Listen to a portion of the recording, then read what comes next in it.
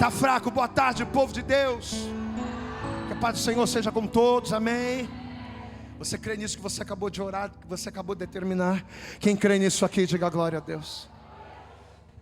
Nós estamos hoje num dia especial. O dia de proibição é um dia muito especial. Nós nunca fizemos esse dia aqui na igreja. Mas o Espírito Santo, Ele tocou, Ele incomodou muito aos nossos corações. Porque a grande verdade é que nós vivemos em uma geração onde tudo acontece muito rápido. Ontem nós estávamos no início do ano. E amanhã nós já estaremos no meio do ano. Ou melhor, sábado estaremos no meio do ano. Então as coisas estão acontecendo numa velocidade muito grande. E conforme o tempo vai passando numa velocidade muito grande, a nossa vida também, ela acaba vivendo uma agitação tão grande, que às vezes a gente tem tempo para fazer um monte de coisas. Mas às vezes nós não temos tempo para fazer aquilo que é essencial. Temos tempo para trabalhar, temos tempo para curtir a vida, temos tempo para fazer as coisas que nós desejamos. Mas muitas das vezes não temos tempo para fazer aquilo que é essencial para a nossa vida, que é buscar a Deus, que é nos consagrarmos a Deus. E já há algum tempo o Espírito Santo ele tem nos incomodado quanto a isso.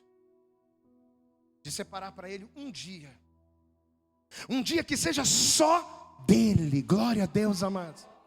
Esse dia foi só dEle na sua vida, está sendo só dEle, só para Ele. Um dia em que as redes sociais não vão ter espaço.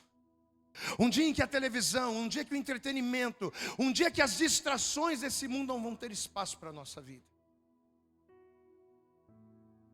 E nós estamos aqui hoje, nesse dia separado ao Senhor, onde nós nos abstemos de todas as coisas apenas para adorar a Ele.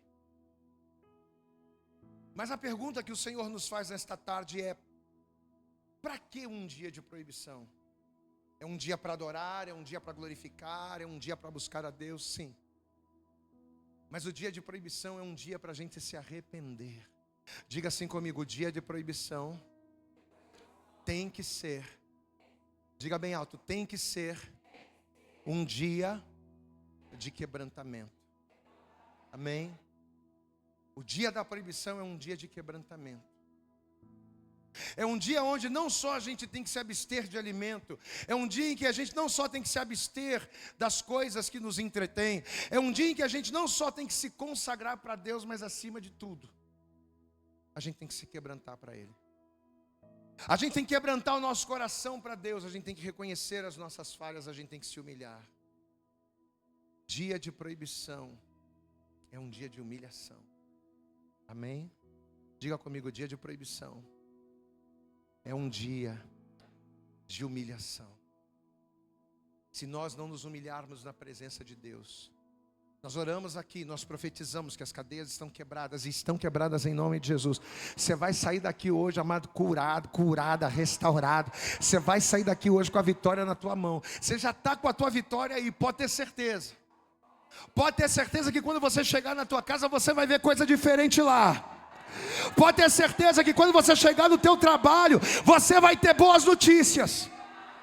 E eu não estou falando isso de emoção não, meu irmão. Eu estou falando isso porque não apenas eu, mas uma equipe de colunas e de intercessores estamos jejuando, estamos orando para esse dia. Então eu creio, hoje é o dia da tua vitória. Há 2 semanas atrás o Senhor falou conosco. E o Senhor nos disse que o nosso período de jejum seria o período de batalha, mas o dia da proibição não iria ser dia de batalha. O dia da proibição seria o dia da vitória.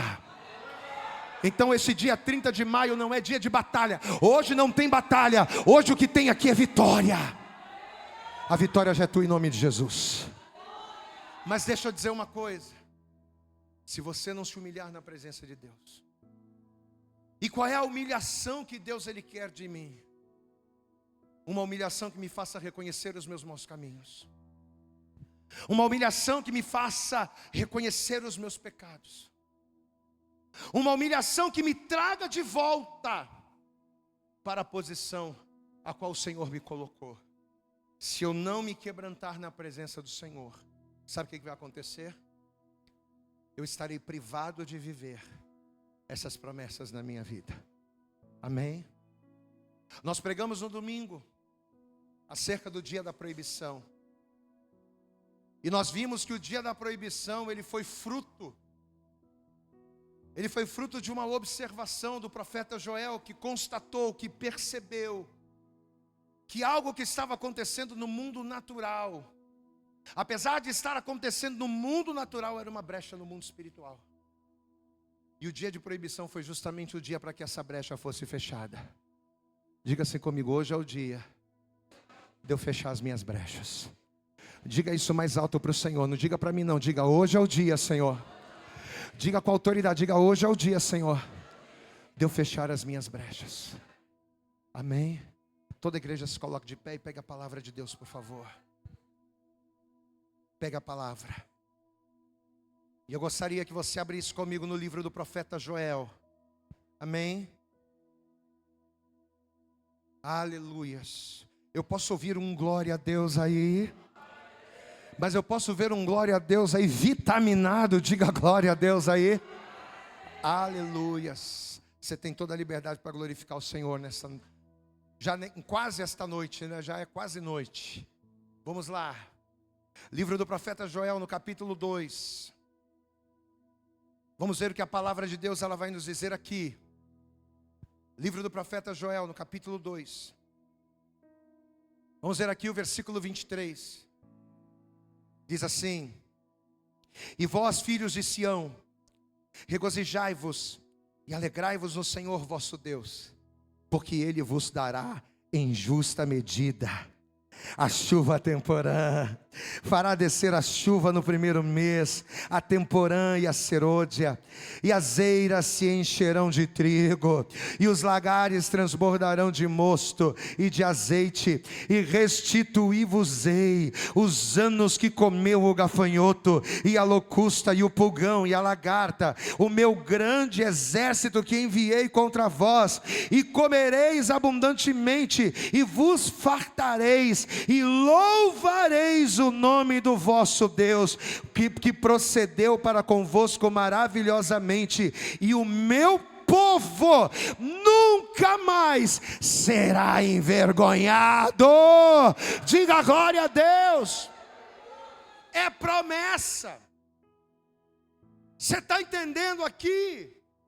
É promessa. Deus tem promessa para a tua vida, meu querido. Você acha que Deus ele quer que você fique vivendo essa vida terrível, onde você deve a Deus e o mundo, onde você não tem condição de comprar nada, onde você não tem condição de fazer nada? Deus não quer isso para você não, meu irmão.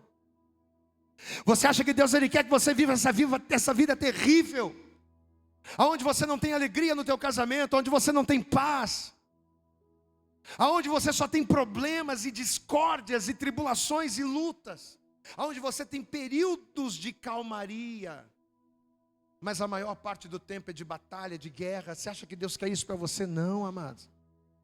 Deus ele tem bênção transbordante para a tua vida. Deus ele quer transbordar os lagares. Glória a Deus, amados. Mas nós precisamos entender de uma vez por todas que o transbordar de Deus não depende só de Deus.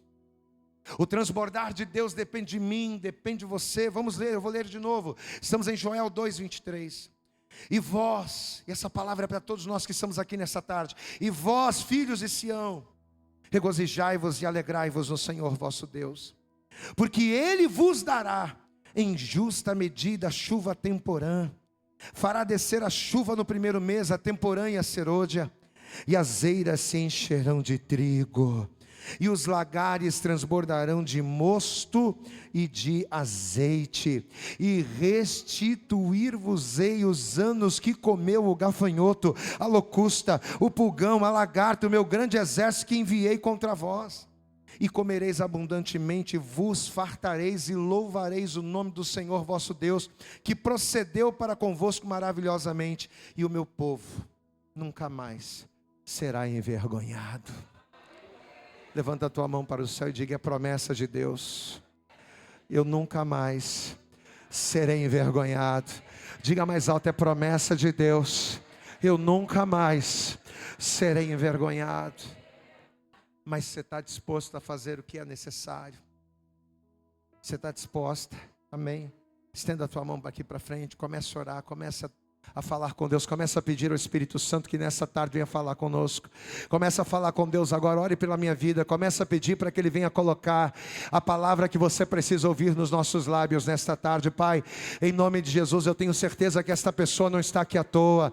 Ela consagrou esse dia de feriado, Senhor, onde ela poderia estar fazendo qualquer outra coisa, onde ela poderia estar em qualquer outro lugar, mas ela separou esse dia, e ela disse: não, esse dia é do Senhor. Então, em nome de Jesus, ó Deus, eu creio que através dos louvores, da adoração, da oração, o Senhor já está quebrando cadeias, o Senhor já está quebrando muralhas e ministrando pessoas. Mas fala agora, Senhor, traz a revelação da Tua palavra para nós nesta tarde. Fala conosco poderosamente, que a partir desse momento, ó Deus, Espírito Santo, que o Senhor fale em cada vida, em cada coração, que o Senhor prepare os ouvidos desta pessoa para que te ouça, o coração para que te receba, e que no nome de Jesus, ó Deus, que esta palavra ao ser liberada, que ela venha, Senhor, trazer uma revolução na vida do teu filho e na vida da tua filha, para a glória, louvor e honra do teu nome. É o que nós oramos. Fala conosco,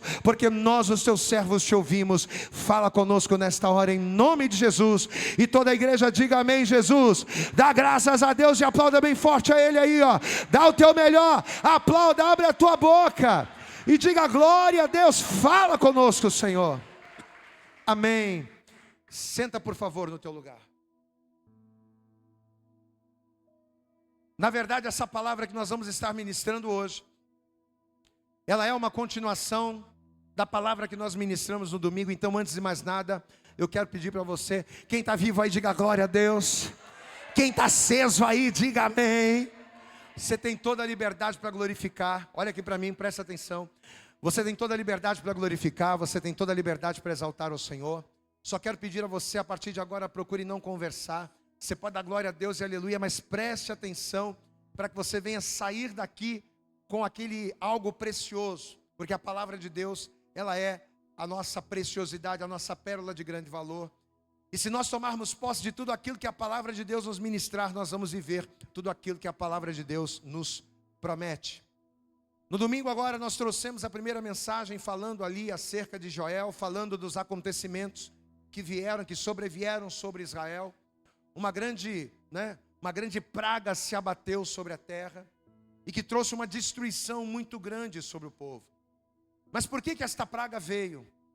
Por que o povo de Deus estava sendo afligido por uma praga, sendo que eles servem ao Deus vivo? Por que o povo de Deus, menina dos seus olhos, estavam sendo afligidos por um adversário muito infinitamente mais fraco do que o Deus vivo e todo-poderoso? Por que Deus permitiu aquilo? Pelo fato do povo ter aberto brecha, pelo fato deles deixarem de adorar, deixarem de ser fiéis ao Senhor. Na sua legalidade diz a Bíblia que Deus ele vai permitir que os gafanhotos, como agentes do juízo de Deus, isso aqui é uma coisa terrível, porque na verdade aqueles gafanhotos que vieram e devastaram a terra, eles não foram mandados por Satanás, eles não foram mandados pelo adversário, não, eles foram mandados por Deus. Aí você pode perguntar assim: pastor, então quer dizer que Deus permitiu que uma maldição viesse sobre o seu povo? Deus permitiu. Sim. Diga assim comigo: a maldição. Diga bem alto, diga: a maldição é um agente da justiça de Deus. Queridos, entendam uma coisa. Quando Deus ele permite a maldição sobre a vida do homem, Ele não permite porque Ele gosta, mas Ele permite porque há uma legalidade. Ele permite porque há uma brecha no mundo espiritual. Muitas das vezes as maldições elas nos alcançam, os males eles nos alcançam, e a gente pergunta: por que, Deus? Eu estou te servindo. Pois é, mas como é que você está servindo ao Senhor? Amém? A Bíblia diz lá em Gênesis, quando Deus chamou Abraão, Deus disse assim para Abraão: Abraão, abençoarei os que te abençoarem. E o que mais? E o que mais? Aqueles que te... Então de quem é a maldição? É do diabo ou é de Deus? Deus. Então, na verdade, aquela destruição que veio sobre Israel, aquela devastação sobre as lavouras, elas vieram por quê? Ela veio por quê? Deus permitiu, porque havia uma legalidade. E os gafanhotos destruíram a terra de uma maneira tão terrível, tão tremenda, que não restou absolutamente nada. As pessoas estavam com fome. Os gafanhotos primeiro devastaram as lavouras, depois entraram nas casas, individualmente, no coletivo e no individual. Eles trouxeram embaraços, constrangimentos, males para todo o povo. Só que o capítulo 2, aqui de Joel, além dele relatar a respeito das consequências espirituais que essa praga trouxe, esse capítulo 2 ele também exorta o povo de uma maneira dura, para que eles se arrependessem do mal. Porque é aí que está o grande detalhe. Errar, todos nós vamos errar. Nós somos seres humanos. Mas agora, o que vai fazer a diferença entre aquele que vence e aquele que não vence? O que vai fazer a diferença entre aquele que vai prevalecer e aquele que vai continuar se submetendo, vai continuar ali caído? É eu me quebrantar e eu me reconhecer. Então esse capítulo 2, primeira coisa, ele vai levar o povo. Joel vai ser aquele homem que vai ser usado por Deus a levar o povo a um quebrantamento. Capítulo de número 2. Estamos aqui em Joel, capítulo 2. Versículo de número 12 diz assim: ainda assim, agora mesmo, diz o Senhor, convertei-vos a mim de todo o vosso coração. E isso com jejuns, e com choro, e com pranto. Todo esse mal veio. Toda essa devastação veio. Eu permiti que a maldição viesse. Os gafanhotos destruíram tudo. Você está caído, está quebrado, a coisa está complicada. Mas se arrependa. Me busca. Glória a Deus, amado. Tem gente, amado, que está passando por luta. A pessoa está lá no fundo do poço, mas a pessoa não se quebranta para Deus. Quantas e quantas pessoas que já perderam tanto. Às vezes a pessoa perde família, a pessoa perde emprego, a pessoa perde estabilidade, mas ela não se quebranta, ela não reconhece que ela precisa se voltar para Deus. Até quando a gente vai continuar perdendo? Até quando o gafanhoto, até quando o mal vai ter legalidade na nossa vida, vai ter entrada na nossa vida? Ainda assim, agora mesmo, versículo 12, diz o Senhor: convertei-vos a mim de todo o vosso coração, e isso com jejuns, e com choro, e com pranto, e rasgai o vosso coração, e não as vossas vestes, e convertei-vos ao Senhor vosso Deus, porque Ele é misericordioso e compassivo, e tardio em irar-se, e grande em benignidade, e se arrepende do mal. Glória a Deus, amado. Eu pesei a mão sobre você.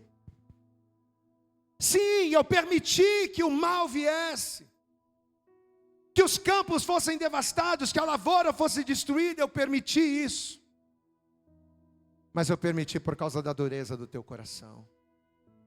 Eu permiti para chamar a tua atenção, para ver se você entende que nem só de pão viverá o homem, mas de toda palavra que sai da boca do Senhor. Mas se você se quebrantar para mim, se você se arrepender, se você começar a me buscar, se você começar a orar, se você jejuar, se você buscar a minha face, como diz lá em Crônicas, se o meu povo que se chama pelo meu nome se humilhar e orar e buscar a minha face, eu ouvirei dos céus, eu perdoarei o seu pecado e sararei a sua terra. Sabe essa terra aí que o gafanhoto feriu? A tua adoração e o teu quebrantamento é poderoso para restaurar tudo. Então vai ser justamente a partir dessa assolação, mas principalmente a partir do quebrantamento do povo, em reconhecer que algo estava errado, porque Joel vai ser essa pessoa que vai chamar a atenção. Peraí, isso não combina com Deus. Como a gente pregou no domingo, a Bíblia diz em Deuteronômio que nós seremos cabeça e não cauda. Mas espera aí, se a palavra de Deus diz que eu vou ser cabeça e não cauda, mas eu só sou cauda, eu nunca sou cabeça, então alguma coisa está errada. O Joel vai ser essa pessoa que vai ter a percepção: espera aí, Se Deus é o Deus Todo-Poderoso, se o Deus é o Deus vivo, se Deus ele tem controle sobre todas as coisas, como é que essa praga vem?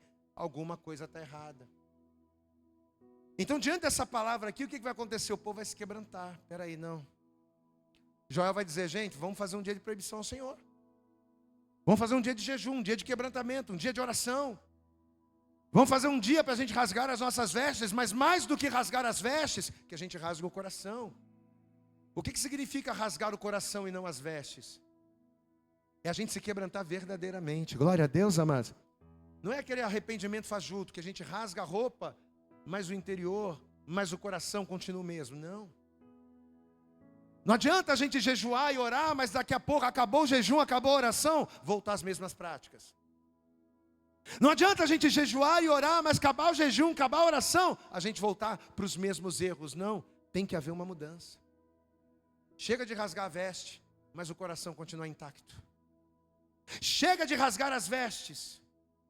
Chega de demonstrar uma aparência de algo que o interior não tem.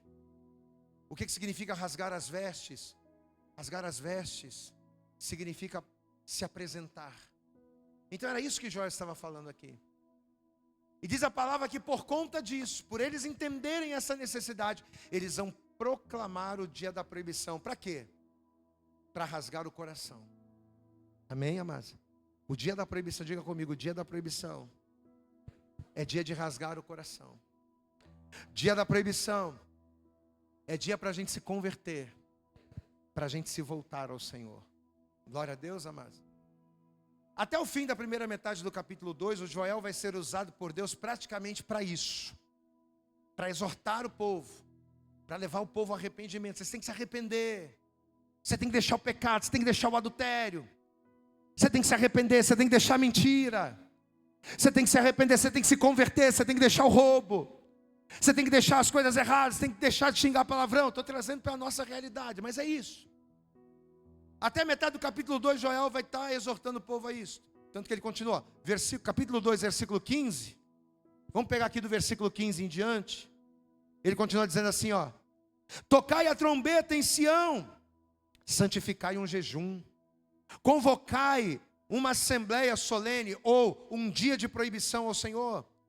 Congregai o povo, santificai a congregação, ajuntai os anciãos, congregai as crianças e os que mamam. Saia o noivo da sua recâmara, a noiva do seu aposento. Chorem os sacerdotes, ministros do Senhor, entre o alpendre e o altar, e digam para Deus: Deus, poupa o teu povo, ó Senhor, e não entregues a tua herança ao opróbrio, para que os gentios o dominem, porque diriam entre os povos: onde está o seu Deus? É como se você estivesse dizendo assim: clamem ao Senhor, Deus, tem misericórdia, não nos entregue ao opróbrio, porque senão os gentios vão olhar para nós e vão dizer: mas você não serve a Deus. Então Joel, ele está sendo aquele camarada que até aqui ele está exortando o povo: você tem que santificar, você tem que voltar para a posição. E já aqui Deus começa a falar com a gente. Glória a Deus, igreja. Porque essa palavra aqui não serve só para a época de Joel, essa palavra serve para nós também. É aquilo que a gente orou e aquilo que a gente estava falando aqui. Deus tem coisas grandes para a tua vida. Deus tem coisas tremendas para a tua família, para a tua casa. Mas olha só, talvez você está aqui, você já deveria estar vivendo muita coisa. Não era para muitas pessoas aqui estarem na mesma situação que estão. Talvez você está aqui, amados, e você tem deixado de viver coisas que Deus já tinha liberado lá atrás. Quantas bênçãos Deus já não liberou e você não tomou posse? Quantas coisas Deus já não fez e a gente não se apossou? E por quê? Porque a gente não se posicionou, porque a gente não se quebrantou para Deus. Então Joel está sendo aquele camarada que está trazendo o povo à realidade de Deus. Só que curiosamente, o que vai começar a acontecer? A partir daqui, né? Apesar de Deus praticamente só exortar o povo, a partir da segunda metade do capítulo 2 em diante, o discurso de Deus vai começar a mudar.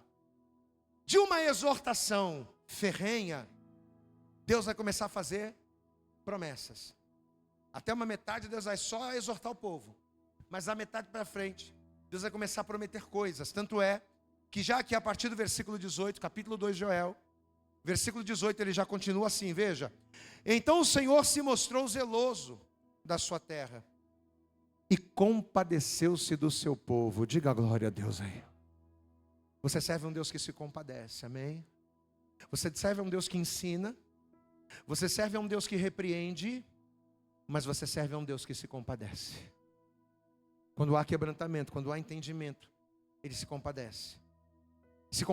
Compadeceu-se do seu povo. E o Senhor respondendo disse ao seu povo: eis que vos envio o trigo, e o mosto, e o azeite, e deles serei fartos, e vos não entregarei mais ao opróbrio os gentios. Diga glória a Deus. Olha a promessa que o Senhor está fazendo. Eu vou ler de novo.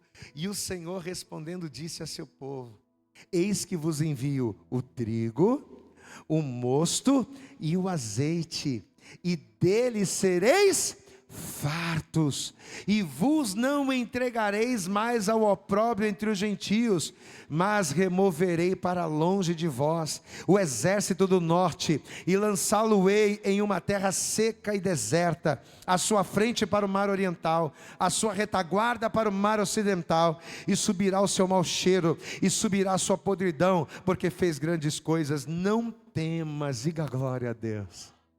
Olha o que o Senhor está falando para o seu povo: não temas, ó terra, regozija-te, alegra-te, porque o Senhor fez grandes coisas. Não temais, animais do campo, porque os pastos do deserto reverdecerão, porque o arvoredo dará o seu fruto, a vide e a figueira darão a sua força. E vós, filhos de Sião, quem aqui é filho de Sião? Diga glória a Deus.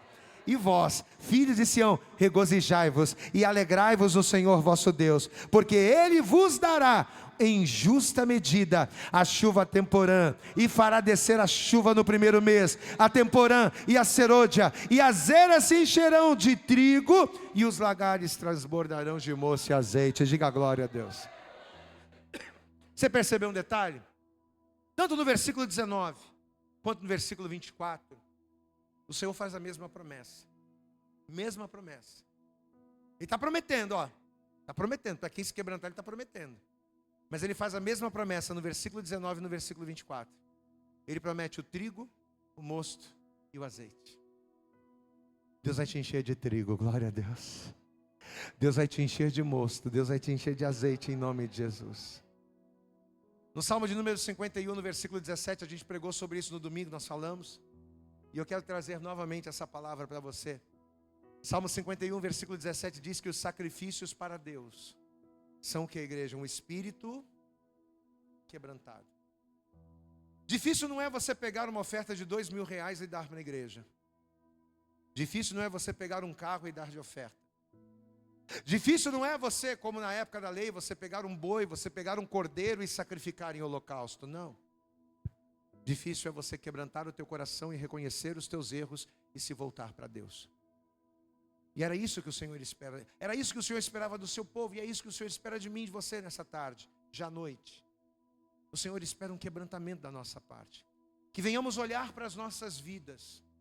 Que venhamos olhar para as nossas atitudes, para as escolhas que temos feito.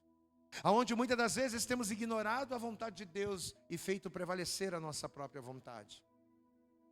Olha como o quebrantamento ele é poderoso para quebrar cadeias. Olha como o quebrantamento de um povo pode mudar a história. De um povo destruído por gafanhotos, a um povo que agora estava recebendo uma promessa da parte de Deus, de que o mosto, o azeite, o vinho não iriam faltar. Olha como o quebrantamento gera promessas. Diga assim comigo: quebrantamento traz promessas. Só que dentro dessas promessas, além de Deus garantir restituição e abundância, porque Ele fala de transbordar, essas promessas, elas focam nesses três elementos: trigo, mosto e óleo. E foi justamente em cima desses três elementos que Deus foi nos dando o discernimento do tipo de restituição que Deus ele tem preparado para aqueles que são fiéis e se quebrantam. Se eu me quebrantar e me arrepender dos meus pecados, Deus ele vai me abençoar. É assim que funciona. Por que o homem sofre?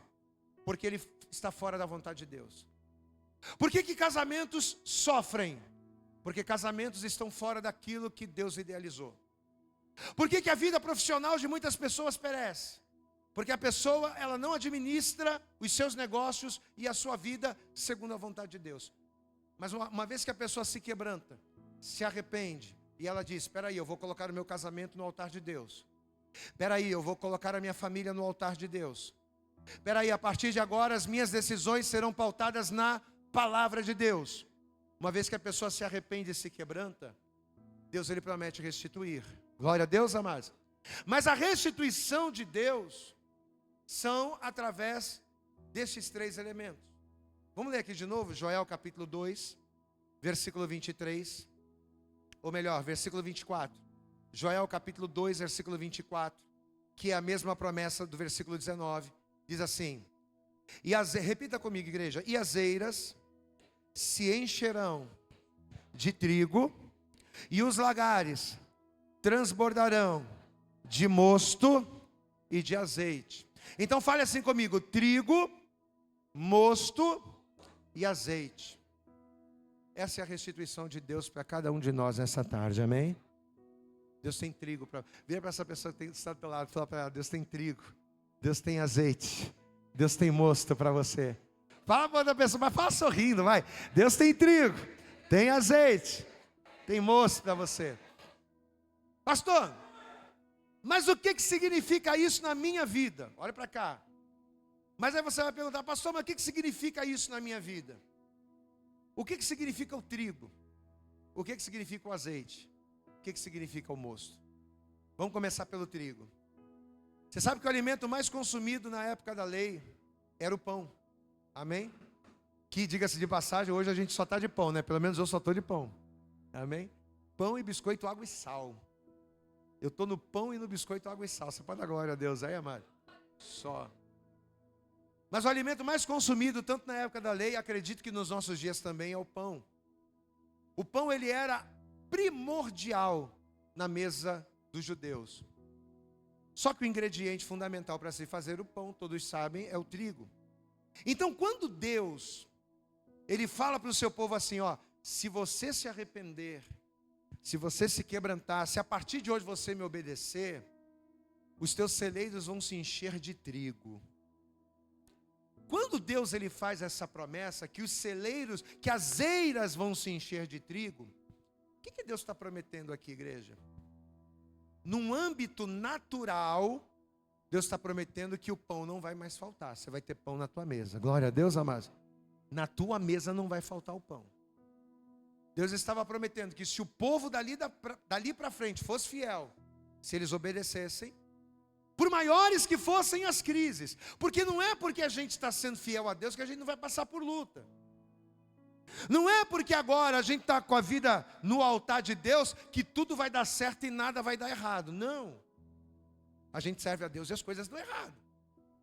A gente serve a Deus e o pneu do nosso carro fura. A gente serve a Deus e as coisas acontecem. Amém, amados? Mas Deus está prometendo o quê? Por maiores que forem as crises, por maiores que forem a ser, por maior que seja a fome, o meu povo que está posicionado não terá falta de pão.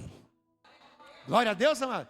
Pode faltar na direita, pode faltar na esquerda, pode faltar na tua frente, pode faltar atrás de você, mas na tua casa não vai faltar, porque a tua casa é diferente. A tua casa pertence ao Senhor.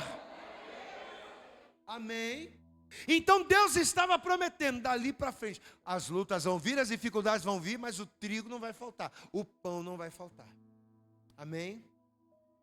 Só que nessa tarde, meus queridos, ao nos fazer esta promessa aqui, espiritualmente falando, o Senhor não está prometendo só colocar pão na nossa mesa. O Senhor não está prometendo só que o trigo, que o pão, que o alimento físico não vai faltar. Mas espiritualmente, você sabe o que Ele está nos prometendo? Ele está nos prometendo algo que tem muito a ver com aquilo que o Senhor falou lá em Deuteronômio no capítulo 8, versículo 3. Ele disse lá: nem só de pão viverá o homem, mas de toda a palavra que sai da boca do Senhor. Nem só de pão o homem se alimenta, mas o maior alimento que não vai faltar na tua vida, a partir do momento em que você se posicionar, é a palavra do Senhor. Você pode abrir a tua boca e glorificar, porque quando você se posiciona, o pão da palavra não falta na tua vida. Aplauda bem forte ao Senhor. Ah, meu irmão, não vai faltar trigo, não vai faltar palavra, não vai faltar direção. Diga glória a Deus. Se você se converter, primeira coisa, não vai faltar trigo. O que representa trigo na nossa vida? O que representa o pão na nossa vida? É a palavra. E por que a gente precisa tanto da palavra de Deus? Olha para cá. Por que eu e você precisamos da palavra de Deus? Porque a palavra de Deus é o que nos dá direção.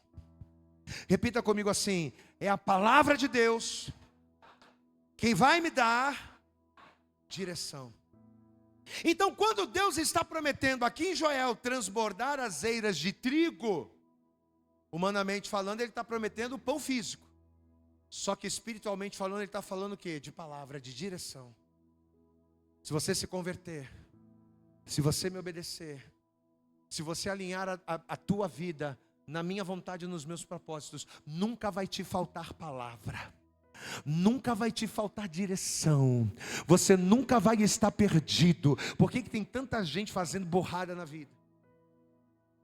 Por que tem tanta gente casando errado? Por que tem tanta gente fazendo coisa errada? Por que tem tanta gente fazendo as piores escolhas na vida? Porque falta a palavra, falta o pão, falta a direção. E por que falta a palavra? Por que falta a direção? Porque a pessoa está fora da posição, está cheia de brecha, gafanhoto está destruindo tudo, a maldição está comendo solta. Espiritualmente falando, Deus está dizendo aqui, amados, a palavra é o verdadeiro alimento. Glória a Deus, igreja. Eu comi um pão, comi 10 horas da manhã, eu comi pão, mas eu não estou sentindo tanta fome, sabe por quê?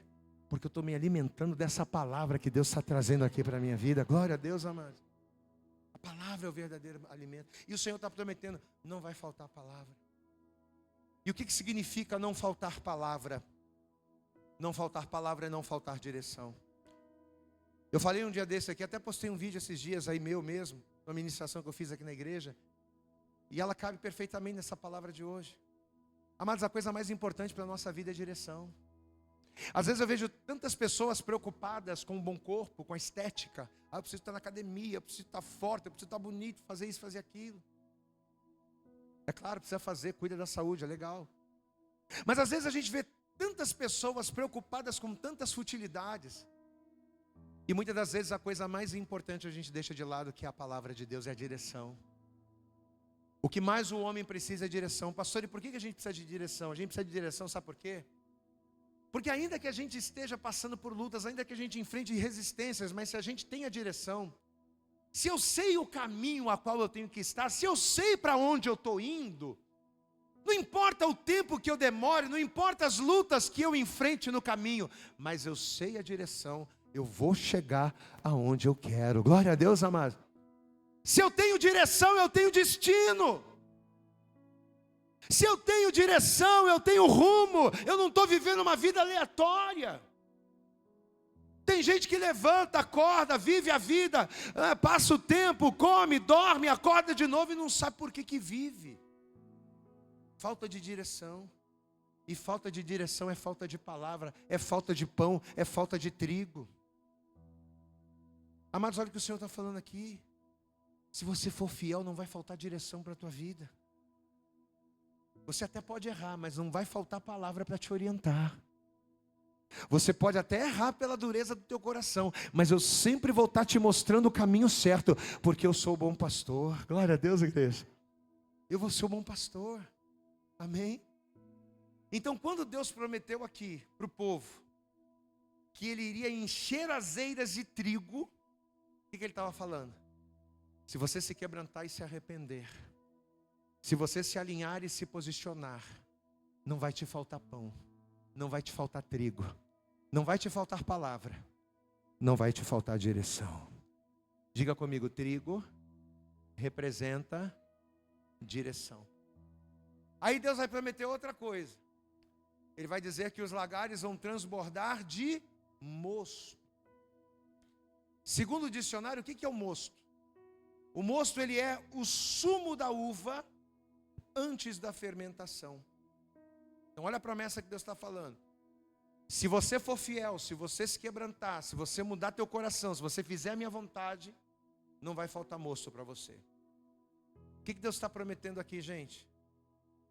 O vinho, ele é feito justamente a partir da fermentação do sumo da uva. Só que além do vinho ser uma bebida fermentada, e além dessa bebida fermentada representar a alegria, o vinho é o símbolo da redenção através de Jesus Cristo. O vinho, diga comigo assim, o vinho representa o sangue de Jesus. Quando Jesus, poucos instantes, pouco tempo antes da sua morte, quando Jesus ele celebrou a última Páscoa e a primeira Santa Ceia, o que Jesus ele disse? Este cálice é o quê? É a nova aliança no meu. Então Jesus ele claramente compara o produto da uva, o produto da vide, sumo da uva, com o seu sangue. Então o que a gente conclui, gente? Que aqueles que fossem fiéis, aqueles que obedecessem, se posicionassem, se quebrantassem, que estivessem ali no dia da proibição, voltados para Deus, Ele iria cumprir a sua palavra. Eles seriam lavados, eles seriam remidos, eles seriam cheios, e eles seriam cobertos, mas não do sumo, não do suco da uva, mas seriam lavados, cobertos e remidos pelo suco, pelo sumo da uva, mas que representa o sangue do Salvador. Amém? Ser cheio de mosto é receber a salvação através do sangue de Jesus. Isaías capítulo 45, no versículo 22, a palavra de Deus ela diz assim: olhai para mim. Deus diz: olhai para mim e sereis salvos, vós, todos os termos da terra, porque eu sou Deus e não há outro. Posso ouvir um glória a Deus aí? Então Isaías ele está trazendo uma palavra dizendo: as pessoas têm que olhar para mim. Só que vamos entender, olhar para mim significa o quê? Quando você olha para Deus, olhar para Deus representa o quê? Representa se atentar a Cristo. Essa história de que eu sirvo a Deus, mas essa história de que eu busco a Deus, mas eu não quero Jesus. Para que eu preciso de Jesus? Eu sirvo a Deus, eu conheço a Deus, eu reconheço Deus, eu tenho Deus no meu coração, mas e Jesus? E o sangue de Jesus sobre a tua vida que te purifica de todo pecado? E o sangue? Olhar para Deus é se atentar para Cristo. Diga assim comigo: olhar para Deus é considerar Jesus. Olhar para Deus é reconhecer a Cristo. Jesus ele vai dizer: eu sou a videira. Diga glória a Deus. Eu sou a videira verdadeira e vós sois as varas. Quem estiver em mim e eu nele, esse dá muito fruto. Porque sem mim, sem a videira, sem o sangue, sem a salvação, nada podereis fazer. Glória a Deus. Não há vida sem o sangue de Jesus sobre a minha vida. Não há transformação sem cruz. Não há salvação sem o mosto. Diga glória a Deus aí, meu irmão. Então, quando o Senhor prometeu lá que iria fazer com que os lagares transbordassem de mosto, aquele mosto era uma representação da salvação que o homem tem por intermédio do sangue de Jesus, quando ele se posiciona na vontade de Deus. Se eu não estiver posicionado, o sangue de Jesus não me lavará. Se eu não estiver posicionado, o sangue de Jesus não me remirá.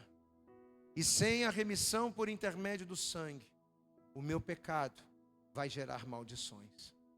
O meu pecado vai abrir legalidade para que o devorador, para que para que os gafanhotos, eles tenham legalidade sobre a minha vida. Por que a maldição vem sobre a vida de muitas pessoas? Por causa da legalidade.